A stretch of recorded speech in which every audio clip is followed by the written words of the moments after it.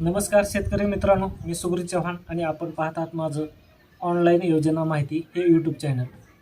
तर अतिवृष्टी अनुदानाविषयी आपणास एक अपडेट सांगण्यात येते की कालच 20 नोव्हेंबर 2025 रोजी शासनाच्या वतीने एक बैठक घेण्यात आली आणि त्या बैठकीमध्ये सांगण्यात आलं की जे शेतकरी अनुदानापासून वंचित राहिले आहेत त्यांची 30 नोव्हेंबर 2025पर्यंत KYC करून घ्यावी, म्हणजे त्यांना जास्तीत जास्त त्या शेतकऱ्यांना लाभ देण्यात येईल.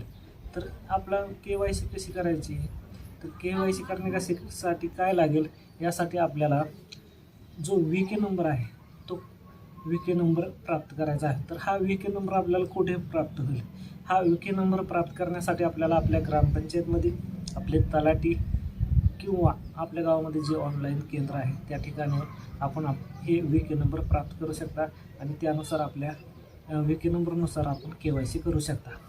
तर आपली KYC झाली किंवा नाही, किंवा आपल्या खात्यामध्ये अनुदान जमा झाले किंवा नाही हे पाहण्यासाठी आपल्याला काय करायचं आहे, तर त्यासाठी आपल्याला करण्यासाठी आपण गुगलवरती जायचं आहे. गुगलवरती आपल्याला टाईप करायचं आहे ई पंचनामा टाईप केल्यानंतर आपल्याला 2 नंबरला चेक वर पेमेंट स्टेटस यावरती क्लिक करायचं आहे. यावरती आपण क्लिक केल्यानंतर आपल्याला या ठिकाणी VK नंबर म्हणजे आपल्या ग्रामपंचायत तलाठी किंवा आपले जे ऑनलाईन केंद्र आहे त्या ठिकाणी आपल्याला हा VK नंबर प्राप्त होईल.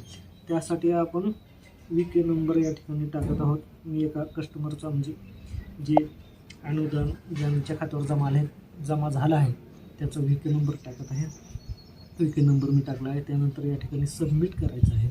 सबमिट केल्यानंतर या ठिकाणी आपल्याला त्याचं स्टेटस दाखवेल, त्या किती अनुदान पडलं आहे, किती तारखेला पडलं आहे, पेमेंटचं स्टेटस काय आहे, कोणत्या बँकेमध्ये पडलं आहे ते पण पूर्ण दाखवत आहे.